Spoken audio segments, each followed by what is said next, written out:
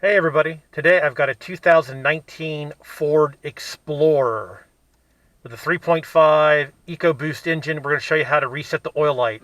So this is push button start. The first thing you want to do is step on the brake and start it up.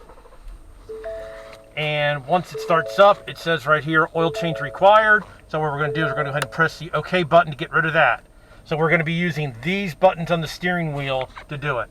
So now the next thing you're going to do is you're going to press the over button, and you'll come up to the, if it doesn't come up with that one, it comes up with trip 1 and 2, fuel economy, driver assist settings. You scroll down to settings, press OK. We're on vehicle, you press OK. Then you scroll down to oil life, press OK.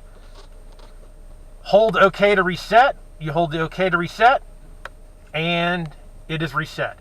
That is how you reset the oil life on a 2019 Ford Explorer with the 3.5 liter EcoBoost engine. Thanks for watching, everybody. Please subscribe and give me a thumbs up if you liked the video.